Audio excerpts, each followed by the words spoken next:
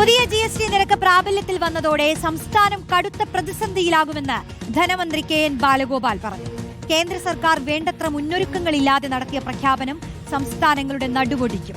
ഈ വർഷം മാത്രം സർക്കാരിനെ 10,000 കോടി രൂപയുടെ നഷ്ടം വരുത്തും. നികുതി കുറയ്ക്കുന്നതിലെ നേട്ടം ജനങ്ങൾക്കാണ് കിട്ടേണ്ടതെന്നും KN ബാലഗോപാൽ പറഞ്ഞു. GST നിരക്ക് ക്ഷേമ പെൻഷനുകളെ അടക്കം ബാധിക്കുന്നതിനാൽ സംസ്ഥാനങ്ങൾക്ക് പ്രത്യേക നഷ്ടപരിഹാര പാക്കേജ് വേണമെന്ന് മന്ത്രി P രാജീവും പറഞ്ഞു. സംസ്ഥാനങ്ങൾക്ക് കിട്ടേണ്ട വരുമാനത്തിന് വലിയ കുറവുണ്ട്. അതിനെപ്പറ്റി ഒരു കൃത്യമായ പഠനം നടത്തി റിപ്പോർട്ട് തന്നിട്ടേ ഇല്ല കേന്ദ്ര ഗവൺമെൻറ്. ഒരു പഠനവും ഇല്ല. ഒരു പഠനം നടത്താതെ ആദ്യമായിട്ടാണ് ഇങ്ങനൊരു കാര്യം നടത്തുന്നത്. ഞങ്ങൾ സംസ്ഥാന government Gulati institute of taxation സ്റ്റഡീസിനെ വെച്ചൊരു പഠനം നടത്തിയപ്പോൾ നമുക്ക് 8,000 മുതൽ 10,000 കോടി വരെ ഒരു വർഷം നഷ്ടം വരുമെന്നാണ് കണ്ടത്. ഇത് പ്രാഥമിക പഠനമാണ്.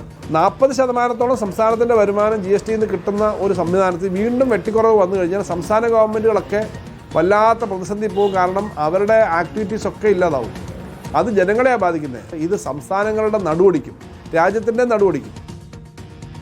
കേരളത്തിന് 8,000 കോടിയുടെ നഷ്ടമുണ്ടാകുമെങ്കിലും GST പരിഷ്കരണത്തെ വലിയ രീതിയിൽ എതിർക്കേണ്ടതില്ല എന്നതാണ് സർക്കാർ നയം. ജനങ്ങൾക്ക് വിലക്കുറവ് ലഭിക്കുന്ന പരിഷ്കാരത്തെ എതിർത്തു എന്ന ചീത്തപ്പേര് തെരഞ്ഞെടുപ്പ് സമയത്ത് കേൾക്കേണ്ടതില്ല എന്ന നിലപാടിലാണ് അത്തരമൊരു തീരുമാനം.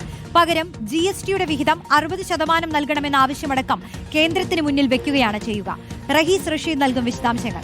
റഹീസ്, പെട്ടെന്നുണ്ടായ ഒരു മാറ്റം അത് സംസ്ഥാനത്തിന്റെ നടുവൊടിക്കുമെന്നാണ് ധനമന്ത്രി പറയുന്നത്. രാജ്യത്തിന് തന്നെയും അത് ചില ദോഷങ്ങൾ വരുത്തുമെന്നും അദ്ദേഹം പറയുകയുണ്ടായി. പക്ഷേ നേരിട്ടുള്ള ഒരു എതിർപ്പ് പ്രകടിപ്പിക്കാതെ എന്തൊക്കെ മാറ്റങ്ങൾ, എന്തൊക്കെ ആവശ്യങ്ങൾ സംസ്ഥാന സർക്കാർ ഉന്നയിക്കും കേന്ദ്രത്തിന് മുന്നിൽ? എങ്ങനെയാണ് ഈ ഒരു GST പരിഷ്കരണത്തെ സംസ്ഥാന സർക്കാർ നോക്കിക്കാണുന്നത്? റോഷ്നി, ഉപഭോക്താക്കൾക്ക് വലിയ ഗുണം നൽകുന്ന പരിഷ്കരണമാണ് GSTയിൽ ഇന്നു മുതൽ നടന്നതെങ്കിലും സംസ്ഥാനങ്ങൾക്ക് അത് വലിയ തിരിച്ചടിയാണ്. പ്രത്യേകിച്ച് കേരളം പോലുള്ള ഒരു സംസ്ഥാനത്തിന് 8,000 മുതൽ 10,000 കോടി രൂപയുടെ നഷ്ടമാണ് ഒരു വർഷം ഇതുമൂലം ഉണ്ടാകാൻ പോകുന്നത്. ഈ സാമ്പത്തിക വർഷം പകുതി കഴിഞ്ഞു. അതുകൊണ്ട് ഒരു 4,000 മുതൽ 5,000 കോടിയുടെ നഷ്ടമാണ് സർക്കാർ പ്രതീക്ഷിക്കുന്നത്.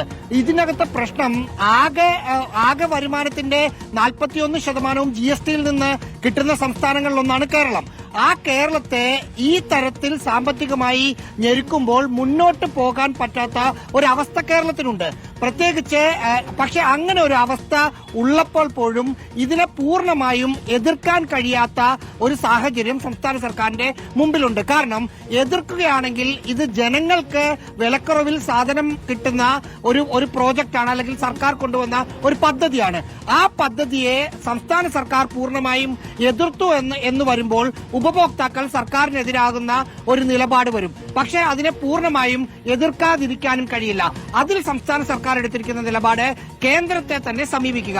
2 ഓപ്ഷനാണ് കേന്ദ്രത്തിന് മുമ്പിൽ കേരളം വെക്കുക. ഒന്ന്, GSTയുടെ വിഹിതം 50% കേന്ദ്രത്തിന് 50% സംസ്ഥാനത്തിന് എന്നത് മാറ്റി 60% സംസ്ഥാനത്തിന് 40% കേന്ദ്രത്തിന് എന്നൊരാവശ്യം കേരളം മുന്നോട്ട് വെക്കും.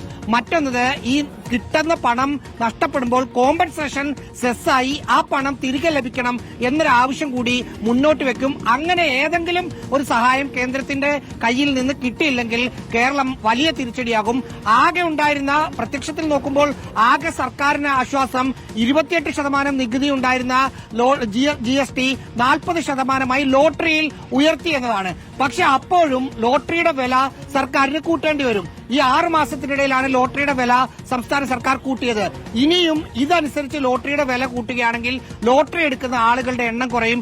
അത് മറ്റൊരർത്ഥത്തിൽ തിരിച്ചടിയാവും. അതുകൊണ്ടാണ് ഏജന്റുമാരുടെ കമ്മീഷൻ മറ്റും കുറച്ച് ലോട്ടറിയുടെ ടോട്ടൽ കൊടുക്കുന്ന സമ്മാനങ്ങളുടെ എണ്ണമൊക്കെ കുറച്ച് പിടിച്ചു നിൽക്കാനുള്ള ഒരു ശ്രമം സർക്കാർ നടത്തുന്നത്. അതുകൊണ്ട് ലോട്ടറിയുടെ GST കൂട്ടിയത് പ്രത്യക്ഷത്തിൽ സർക്കാരിന് ഗുണമാണ് എന്ന് തോന്നുമെങ്കിലും അങ്ങനെ ഒരു ഗുണം കേരളത്തിന് ലഭിക്കില്ല എന്നതാണ് സാഹചര്യം. റോഷ്നി. യെസ്, റഷീദാണ് സംസ്ഥാന സർക്കാരിന്റെ നിലപാട്, സർക്കാരിനെ ഇത് എങ്ങനെ ബാധിക്കുമെന്നുള്ളത് വിശദീകരിച്ചത്.